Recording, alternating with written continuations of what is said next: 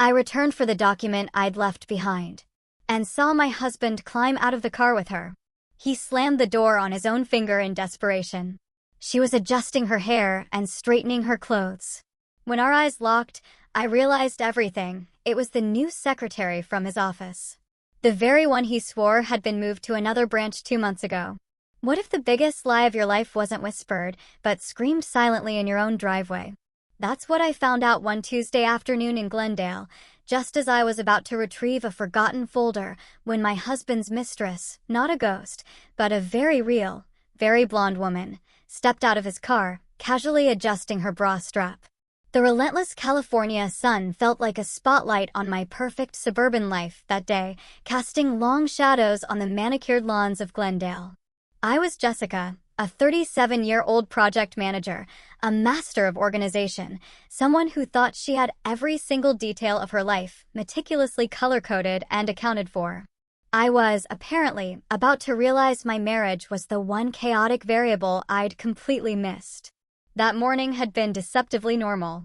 Too normal, almost.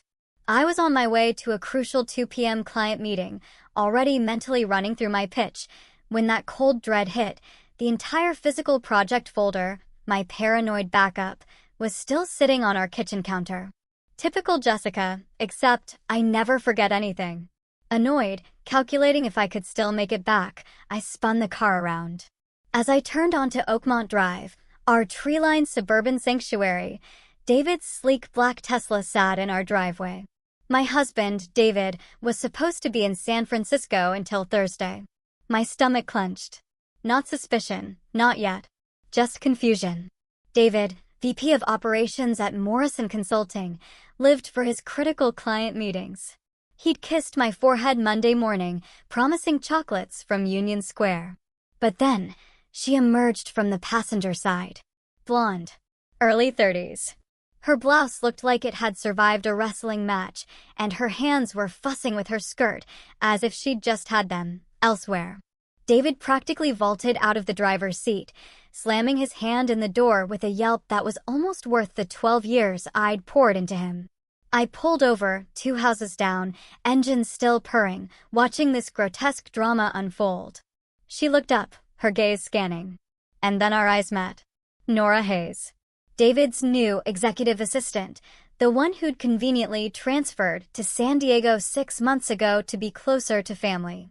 San Diego, it seemed, looked a lot like my driveway. For a split second, my brain tried to make excuses. A carpool? Emergency meeting? Too much cold brew making me hallucinate? But then David saw my car. His face crumpled, a rapid-fire sequence of fear, guilt, and utter panic. You don't look like that if you're innocent. You look like that when you're caught. I didn't scream. I didn't confront them. I just sat there, engine idling, for a solid 30 seconds, absorbing the blow. Then, a cold clarity settled. I drove around the block, parked 2 streets away, and slipped through our side gate like a ghost in my own home. I grabbed the folder, my hands steady, and exited the same way. Neither of them saw me. Then I drove to that meeting, as if my entire world hadn't just shattered into a million pieces. Because that's what a decade of project management teaches you. Emotional reactions are for after you've gathered all the data. That client meeting? A complete blur. I smiled, nodded, took notes, while inside, my mind was racing, replaying every sorry, honey, the team needs me this weekend, every late night at the office. I walked out with a signed contract and a heart absolutely calcified with rage. Instead of going home, I went straight to Boulevard, ordered the largest iced latte they had, and tucked myself into a corner booth. I watched the world go by, invisible, and did what I do best. I made a plan.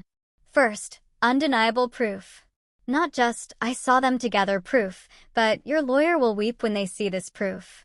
Second, allies. Because David wouldn't be this sloppy unless he felt utterly safe, utterly in charge. And that meant I'd been too predictable, too comfortable, too trusting. My phone buzzed. A text from David. Hey babe, meeting long. Probably won't be back until late Thursday. Miss you. I just stared at it. The sheer, unmitigated gall. Lying to my face via text, while Nora's perfume probably still clung to his car seats. I typed back, no problem. Take your time. Love you. Because 12 years of project management also teaches you this. Never show your hand until you've stacked the deck. I immediately opened my laptop, created a new private folder, Project David. I started documenting everything. Every business trip, every excuse, every too tired for date night that somehow didn't stop his morning jog. Our joint credit card statements, because we were partners, remember? Oh, the irony. Charges screamed at me. Hotels in cities he'd never mentioned. Restaurants in San Diego when he claimed to be in Sacramento. A Tiffany's purchase on our anniversary, yet I'd gotten Olive Garden because he said we were cutting back. Turns out expenses didn't apply to side pieces accessories. My phone rang again. It was Sarah Thompson, my yoga and wine friend from the neighborhood. We'd bonded over our mutual hatred for the HOA president. Jessica, thank God. Emergency wine therapy. Can you meet me at my place in 20? I glanced at the spreadsheet of lies I was meticulously building. I'll be there in 15, I replied. Because if the last 3 hours taught me anything, it was that I couldn't survive this alone. And Sarah's voice, it told me I wasn't the only wife in Glendale having a really, really bad week. I grabbed my laptop, left my untouched latte, and walked out into the relentless California sunshine. Somewhere in this city, David was probably patting himself on the back for another successful deception. Somewhere, perhaps even in Glendale, Nora was likely giggling about their narrow escape. Neither of them had a clue what was coming. But they were about to find out. Sarah's house. Pristine, manicured, just like every other on Maple Grove Circle. She opened the door before I could even knock, mascara streaked down her face, clutching a half-empty bottle of rose. It was 4 p.m. on a Tuesday. Tell me you brought reinforcements, she choked out, pulling me inside. I brought a laptop full of evidence that my husband's been lying to me for at least a year, I deadpanned. Does that count? She stopped mid-step, turning to stare at me, utterly floored. David, she whispered. Unless I have another husband I don't know about, which, honestly, wouldn't surprise me at this point, I replied. We sat at her gleaming white marble kitchen island, and I laid it all out. The driveway encounter. Nora Hayes. The credit card statements. The Tiffany's I never got. The San Diego lie. As I spoke, Sarah's face shifted from sympathetic to something hard and cold. When I finished, she refilled our glasses and uttered 5 words that sent a shiver down my spine. Mine has one too. Her husband, Michael Thompson, father of absolutely no one because they'd both prioritized their careers, had an assistant named Paige. Paige had supposedly quit 6 months ago. But Sarah had seen Paige's car at the Glendale Trader Joe's just last week. When she'd casually mentioned it, Michael had gotten defensive, calling her paranoid. Classic gaslighting. I've been tracking his phone, Sarah confessed, pulling out her iPad. I know it's crazy, but something just felt off. She showed me a map, little dots charting Michael's location history. Every Wednesday afternoon for the past 3 months, his phone pinged at the same condo complex in Atwater Village. That's not where his gym is, I stated. No, Sarah agreed, her voice barely a whisper. There we sat, 2 successful, educated women in our late 30s, staring at a digital map of our husbands' lies. The wine wasn't helping anymore. We needed a strategy. We should call Emily, Sarah said suddenly. Emily Clark, the corporate attorney from our book club that never actually discussed books. She lived 3 streets over in a house that cost more than both of ours combined, having made partner at 35. And her husband, Robert, some financial executive, supposedly made bank. Why Emily? I asked. Last month at book club, she made a joke about Robert's assistant having very specific coffee preferences, Sarah explained. I remember thinking how bitter she sounded. 10 minutes later, Emily walked through Sarah's door, followed by Michelle Green, our 4th musketeer, a financial analyst, yoga enthusiast, married to some tech bro named Adam for 9 years. Michelle looked utterly confused. Emergency meeting, Sarah announced. Nobody's pregnant, right? Because I brought wine, not sparkling cider. Worse, Sarah corrected, her eyes dark. Husbands. We moved to the living room. I went first, laying out the ugly truth about David and Nora. Sarah followed with Michael and Paige. Then we all looked at Emily. She didn't cry. She didn't even look surprised. She just opened her designer Birkin bag, pulled out a thick folder, and dropped it onto the coffee table. Robert and his assistant, Simone. 6 months. I've had a PI on him for 2 weeks. A collective gasp. Jesus, Michelle whispered, then her face went pale. Wait. Adam's assistant, Lena, said she was moving to Portland in July. But I saw her Instagram last week. She was at Daunt's Gardens, which is not Portland. For wives. For husbands. For assistants who'd supposedly vanished, but clearly hadn't. The odds of this being a coincidence were about the same as winning the lottery while being struck by lightning during a shark attack. They're running a playbook, Emily stated, her lawyer brain already fully engaged. This is coordinated. They tell us the assistant transferred or quit, then continue the affairs without the guilt of lying about who they're spending time with. So when David says he's working late with the team, he is, I added, the realization hitting me like a punch, just not the team, I think.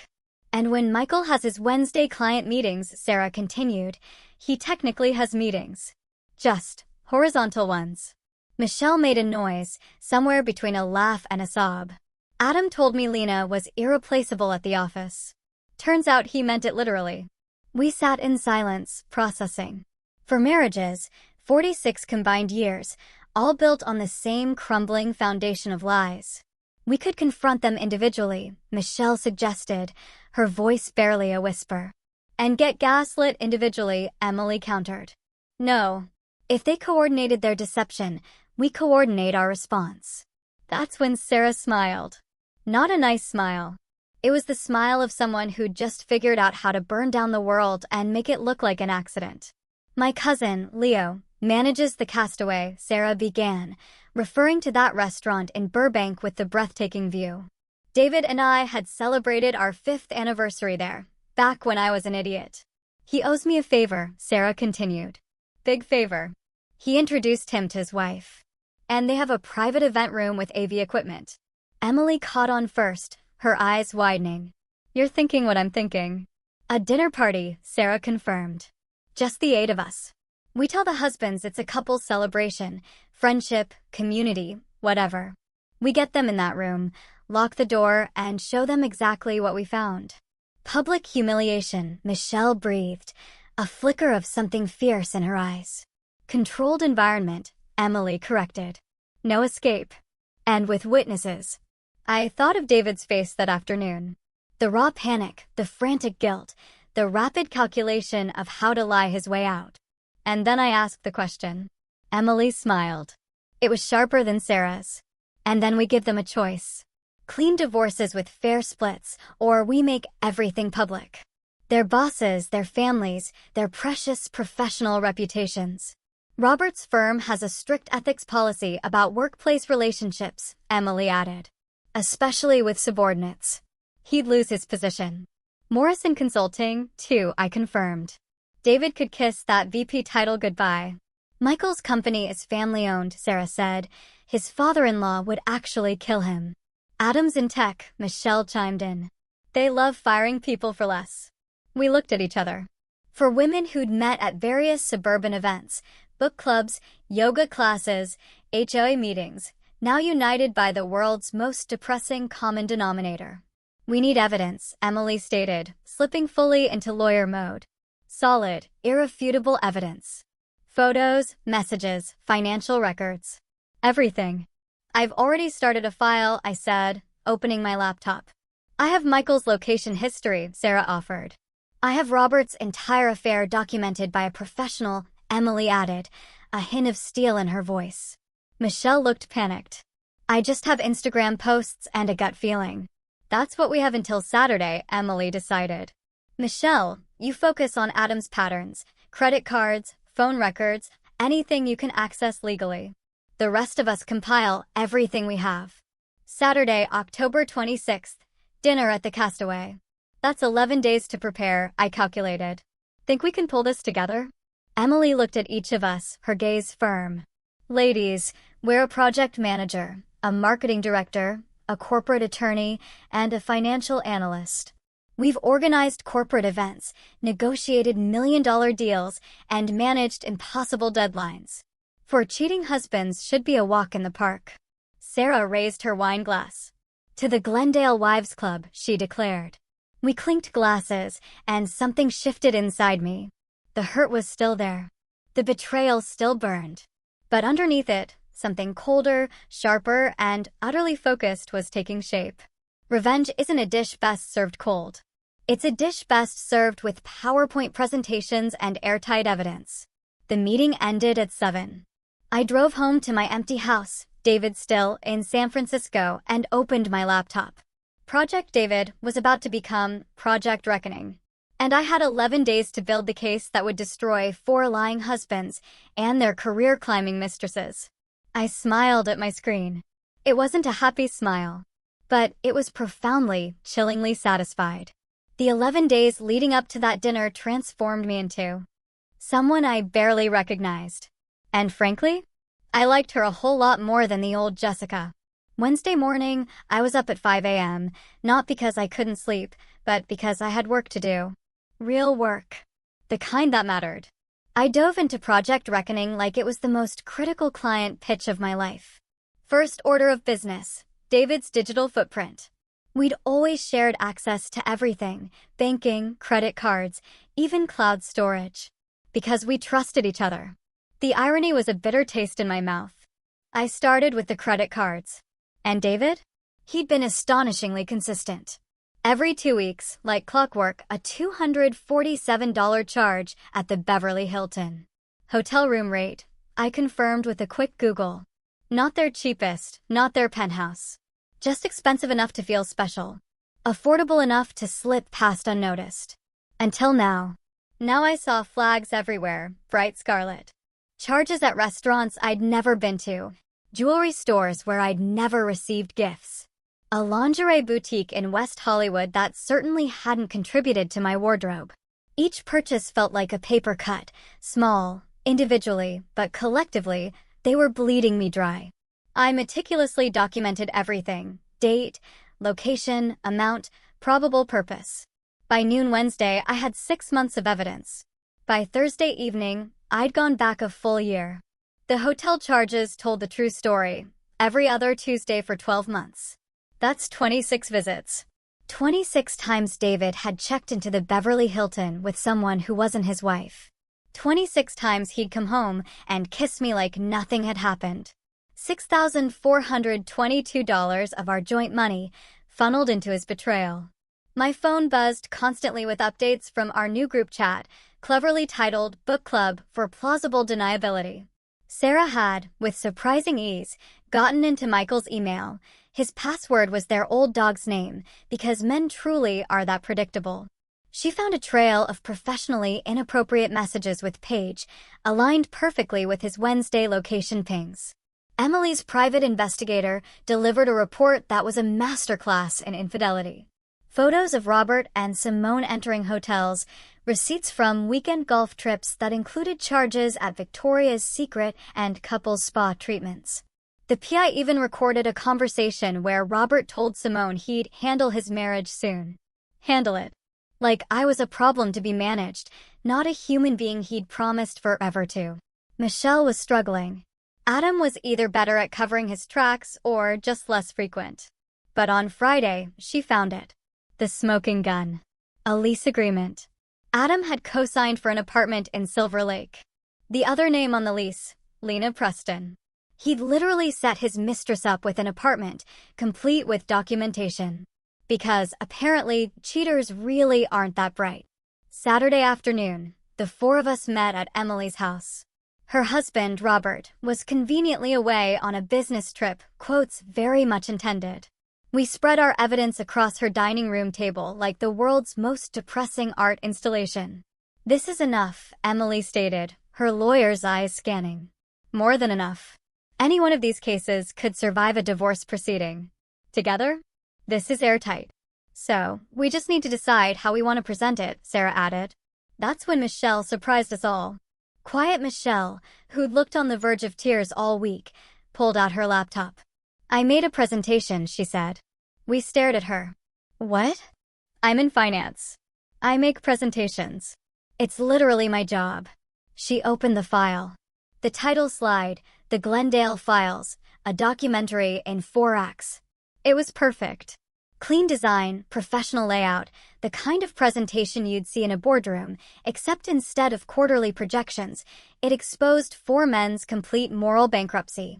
Each act focused on one marriage, photos, timeline graphics, financial data, text message excerpts, the appropriate ones, anyway.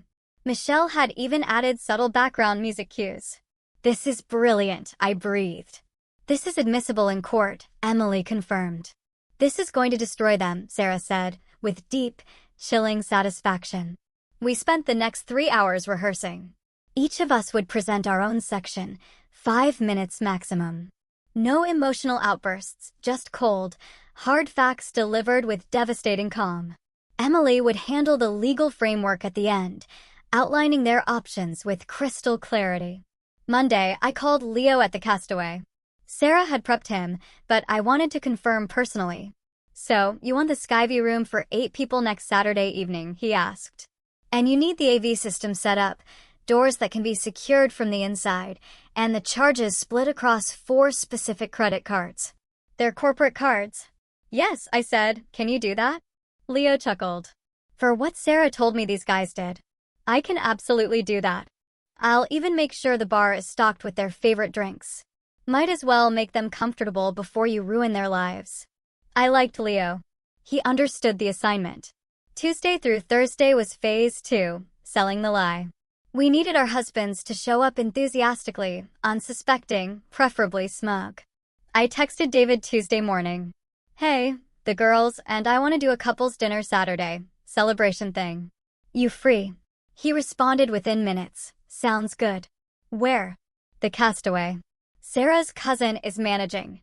Got us a private room." "Perfect." "Miss you, babe." I stared at those 3 words. Miss you. From the man who was currently lying about his location, probably still across from his mistress. The audacity was almost impressive. The other wives reported similar easy acceptances. Our husbands suspected nothing. Why would they? We were the good wives, the understanding ones, the ones who believed their lies because it was easier than facing the truth. They'd mistaken our kindness for stupidity. Classic error. Friday afternoon, Emily called an emergency meeting. "We need to discuss what happens after the presentation," she stated. "The reveal is one thing, but we need to control the aftermath." We gathered at a coffee shop in Pasadena, far enough from Glendale to avoid anyone we knew. "They're going to try to leave," Emily continued. "Get defensive. Maybe aggressive." "Leo said he can handle that," Sarah offered. "Ex-Marine. He'll keep the door secured until we're done." And then Michelle asked them. "Then I give them the choice," Emily said. "Clean divorces with equitable splits, or we take this public. Their employers, their families, social media if necessary." "Will they go for it?" I asked. Emily smiled grimly. "Robert's firm fires executives for ethics violations. Workplace relationships with subordinates violate their code of conduct. He'll lose his position. Michael's father-in-law owns his company. Family reputation is everything. Adam's tech company has zero-tolerance policies. And David's Morrison Consulting has that clause about professional conduct." She paused, letting it sink in. "They'll take the deal because the alternative is career suicide." "What about the assistants?" Michelle asked quietly. We'd been so focused on our husbands, we'd almost forgotten the other women. Almost. "Nora, Paige, Simone, and Lena made their choices," I said, surprised by how cold my voice sounded. "I'm not interested in destroying them. That's not our goal. But I'm also not interested in protecting them." "Agreed," Sarah said. "Our target is our husbands.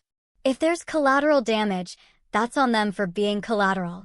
We finalized the plan. Saturday, October 26th, 7 p.m. We'd arrive early to set up. Our husbands would arrive at 7:30, expecting a celebration. What they'd get instead was a reckoning. Friday night, I did something I hadn't done in months. I went through my wedding photos. Not because I was sentimental, I was way past that. But because I wanted to remember who I'd been 12 years ago. That Jessica had been 25. Optimistic. Trusting. She'd believed in forever, in partnership, in choosing each other every day. That Jessica was gone, and I didn't miss her.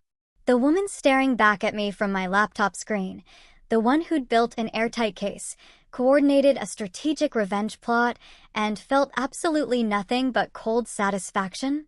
She was the one I needed to be. Saturday morning, I woke up calm. Not happy, not sad. Just focused. I put on my favorite dress, the black one David always said made me look powerful. I did my makeup carefully, professional, polished, untouchable. My phone showed a text from David, looking forward to tonight. Love you. I typed back, me too. It'll be unforgettable. Send. Because it would be unforgettable. Just not for the reasons he thought. At 6 p.m., I grabbed my laptop, presentation loaded and ready, and headed to my car. The evening air was crisp, typical California October. The sunset painted the sky in shades of orange and pink. It was beautiful. And somewhere in Glendale, for men had no idea their perfectly constructed lives were about to collapse. I smiled at my reflection in the rearview mirror. Game time. The Castaway. Perched on a hill in Burbank, its floor-to-ceiling windows offered a panoramic view of the San Fernando Valley, stretching from downtown LA to the distant mountains. It's the kind of place where people celebrate promotions, anniversaries, life's grand milestones. Tonight, we were celebrating the end of 4 marriages. I arrived at 6:15. Sarah was already there with Leo, testing the projector, a grim determination etched on her face. Michelle was meticulously setting up her laptop, her hands trembling almost imperceptibly. Emily walked in at 6:20, carrying a sleek leather portfolio that probably cost more than my entire car payment. Everyone clear on their parts? Emily asked, her voice calm, authoritative. We nodded in unison. We'd rehearsed this so many times I could recite Sarah's section backward. Remember, Emily continued, her gaze sweeping across us, emotion is the enemy. We present facts. We stay calm. We give them no ammunition to claim we're being hysterical or irrational. Gaslight-proof, Sarah added, a dry laugh escaping her. Exactly. Leo dimmed the lights, adjusted the projection screen, and then positioned his imposing frame near the door. He was 6'3", 230 pounds of ex-Marine Corps discipline. If our husbands tried to leave early, they'd have to go through him. Good luck with that. At 7:02, my phone buzzed. David, parking now. See you in a sec, I showed the message to the others. Michelle looked like she might throw up. Sarah cracked her knuckles. Emily's expression didn't change at all, which was, somehow, the most terrifying thing. Positions, Emily said quietly. We took our seats at the long, polished table, strategically placing ourselves so our husbands would sit directly across from us. The projector displayed a neutral welcome screen, an evening of truth. Subtle. Threatening. Perfect. The door opened. Our husbands walked in together, laughing about something utterly trivial. They looked relaxed, happy, utterly oblivious. David leaned down, kissing my cheek. This place looks amazing, babe. Great choice. I smiled. Didn't say a word. Just gestured to a seat. Michael, Robert, and Adam followed suit, greeting their wives with similar, sickening affection. The cognitive dissonance was almost funny. These men genuinely believed they were getting away with everything. Once everyone was seated, Leo quietly closed the door. The soft click of the lock was barely audible, but it was definitive. Robert noticed it first. Hey, did that door just... Welcome, gentlemen, Emily interrupted, rising smoothly to her feet. Thank you for joining us this evening. We promise this will be a dinner you'll never forget. Her tone was pleasant, professional, the same voice she probably used in high-stakes depositions. David glanced at me, confused. I kept my expression neutral, my face a mask of polite expectation. We've prepared a presentation, Emily continued, nodding to Michelle. Please hold all questions until the end. The lights dimmed further. The projector screen changed. The Glendale Files, a documentary in 4 acts. I watched David's face. Watched the initial confusion morph into concern, then into a dawning, sickening horror as the title slide lingered. Act 1, Michelle announced, her voice steadier than I ever expected. Jessica and David Whitman. My section opened with our wedding photo, 12 years ago, full of hope and promises. Then it dissolved into a stark timeline. I stood, laser pointer in hand, and began. October 15th, 2:30 p.m. Subject observed exiting vehicle with female companion, later identified as Nora Hayes, executive assistant, previously reported as transferred to San Diego office 6 months prior. I clicked to the next slide. Photos. The ones I'd taken from my car that Tuesday afternoon. David's face went utterly white. Financial analysis reveals recurring hotel charges. The Beverly Hilton. Every other Tuesday for the past 12 months. $247 per visit. That's 26 visits. Total expenditure from joint account, $6,422. Click. A spreadsheet, color-coded, devastatingly clear. Additional expenditures include jewelry purchases, none received by spouse. Dinner reservations, none attended by spouse. And lingerie purchases from a West Hollywood boutique. Again, none received by spouse. I looked directly at David. Unless you've developed a sudden interest in women's undergarments for yourself, in which case, we have bigger conversations to have. Sarah snorted, a sharp, almost choked sound. Even in the crushing tension, the absurdity landed. I clicked through 6 more slides, each one a nail in their collective coffin. Bank statements, text message timestamps contradicting his reported locations, credit card receipts from restaurants in cities he'd never mentioned visiting. Conclusion. Subject David Whitman engaged in extramarital relationship for a minimum of 12 months, utilizing joint funds and constructing elaborate deception, including false business trips and fabricated personnel transfers. I sat down. My hands were steady. My voice hadn't wavered once. David looked like he'd been hit by a truck. Jessica, I can explain. No talking during the presentation. Emily cut in, her voice like steel. Act 2. Sarah stood. Her section focused on Michael and Paige, location data, email correspondence, the Wednesday afternoon patterns aligning perfectly with the Atwater Village condo visits. She'd even pulled property records showing Paige's name on a lease for that exact address. Michael tried to interrupt 3 times. Leo took one silent step towards the table, and Michael instantly went silent. Michelle presented Act 3, Adam and Lena.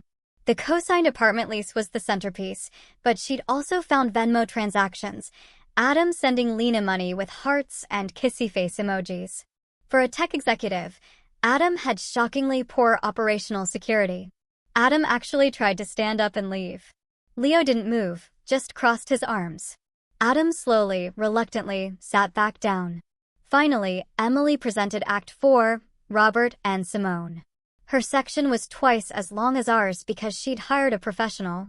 Photos of them entering hotels, recorded conversations, a receipt from a jewelry store where Robert had purchased a bracelet identical to one Emily owned, except hers had been an anniversary gift 2 years ago. Apparently, Robert believes in brand consistency, Emily said dryly. Why develop original romantic gestures when you can simply duplicate them? When the presentation ended, the silence in the room was absolute, deafening. Our husbands sat frozen, their faces ranging from pasty white to a sickly green. The evidence was irrefutable. Airtight. Devastating. Emily remained standing, commanding the room. Gentlemen, you have a choice to make. Option A, we proceed with clean, equitable divorces. 50-50 asset splits, no fault filings, minimal publicity. She paused, letting that sink in. Option B, we take this presentation public. Your employers receive copies. Morrison Consulting's ethics board, Michael's father-in-law, Adam's HR department, and Robert's firm partners all get detailed reports of workplace relationships with subordinates, misuse of company resources, and conduct violations. Robert started to speak. Emily held up one hand. Morrison Consulting terminates for ethics violations. Your firm, Robert, has explicit policies about workplace relationships. Michael, your father-in-law built his company on family values and reputation. Adam, your tech company's harassment policies cover power dynamic relationships. She smiled. It wasn't warm. You'll lose your positions, your professional reputations, possibly face legal consequences for misuse of corporate resources, and then we'll still get our divorces. Except the asset split will favor us significantly because, we'll argue, Emily corrected herself, her voice sharp. You had choices. You chose deception. We're simply presenting you with new choices, better ones than you gave us. David looked at me. Really looked at me. Jessica, please. We can work through this. Counseling. I'll end it. I'll do anything. For a second, just a second, I saw the man I'd married, the one who'd promised forever. Then I remembered Nora adjusting her clothes in our driveway. No, I said simply. You spent 12 months lying to me. 12 months using our money to fund your affair. You looked me in the eye every single day and lied. You don't get to work through that. You get option A or option B. Choose. The four men looked at each other. Some silent, defeated communication passed between them. Perhaps solidarity in their shared humiliation. Perhaps just the stark recognition that they had no leverage left. Option A, Robert finally croaked. The others nodded, a wave of agreement. Smart choice, Emily said. She opened her portfolio and pulled out 4 document sets. These are preliminary divorce agreements. Fair splits, no-fault clauses. You have 72 hours to review with your own attorneys. We reconvene Wednesday to finalize. She slid the documents across the table. One more thing, Sarah added, her voice quiet but firm. The assistants. Nora, Paige, Simone, and Lena. We're not interested in destroying them, but if any of them remain employed in your offices after next week, we reconsider option B. Clear. For silent, tight-lipped nods. Excellent, Emily said. Leo, you can unlock the door now. Leo stepped aside. Our husbands stood slowly, grabbing the documents like they were ticking bombs. They filed out, without another word, without a glance back. The door closed behind them.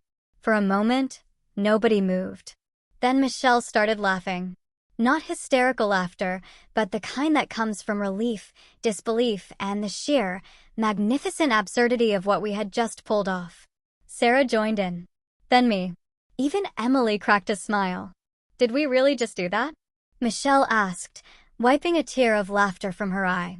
We absolutely did, I confirmed. Leo reappeared with a bottle of champagne, courtesy of the house, and the dinner bill, which he informed us had just been charged to their corporate cards. Enjoy, ladies. We toasted. To evidence. To friendship. To the end of lies. And to the beginning of whatever came next. 3 months later. I'm sitting in my newly redecorated living room, a space that's finally, legally, completely mine. And I can honestly say I've never been happier. The divorce was finalized in December, just before Christmas. Turns out, when you have airtight evidence and 4 incredibly motivated women, the legal system moves remarkably fast. David signed everything without contest. So did Michael, Robert, and Adam.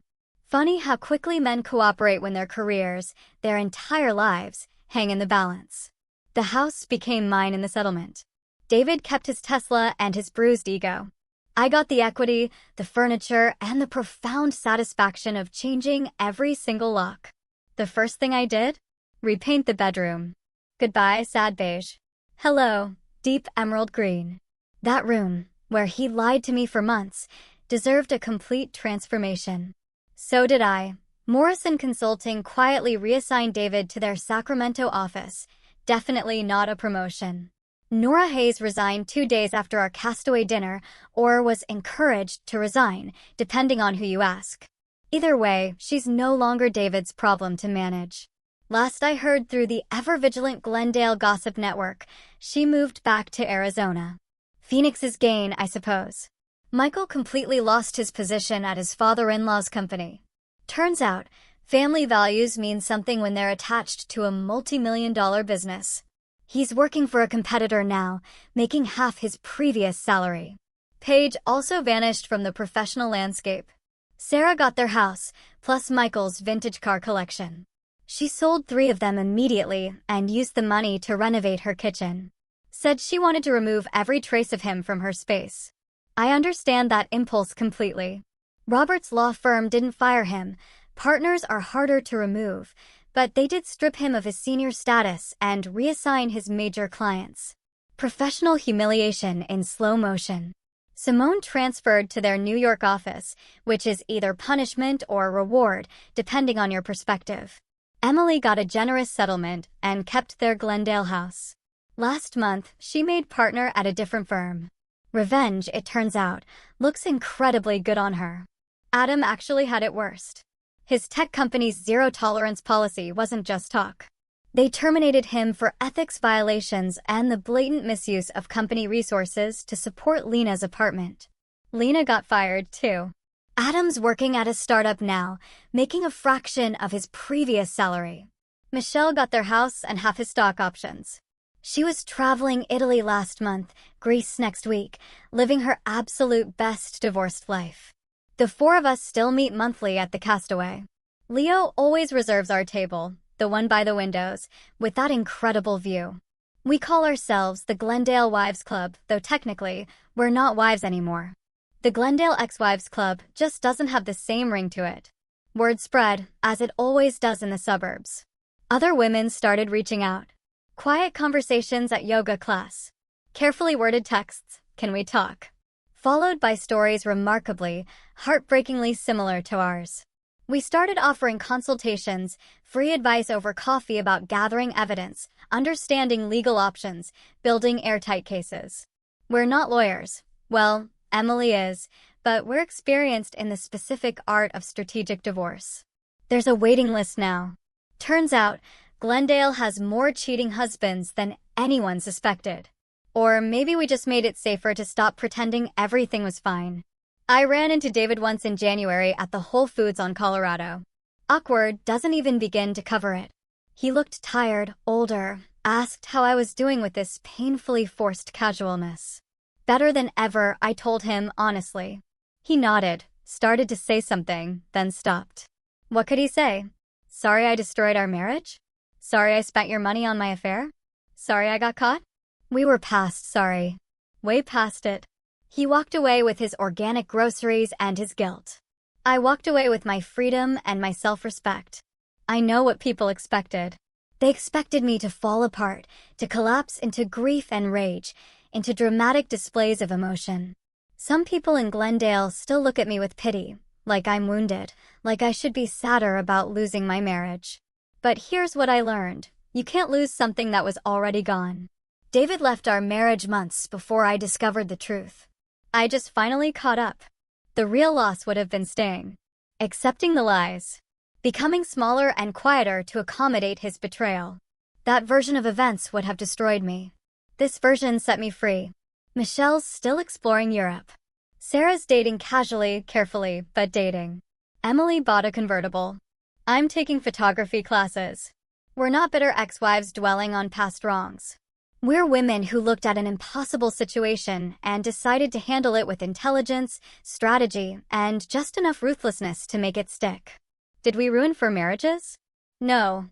For men did that themselves. We just refused to be collateral damage. My name is Jessica Whitman, 37 years old. Project manager. Homeowner. Member of the most effective support group in suburban California. And I learned the most important lesson of my life. Betrayal is devastating, but staying betrayed is optional. Some people collect stamps, some collect vintage cars. We collected evidence. And then we collected our dignity and walked away. The view from the Castaway is beautiful. Endless city lights stretching to the mountains. But the view from my side of freedom? It's infinitely better.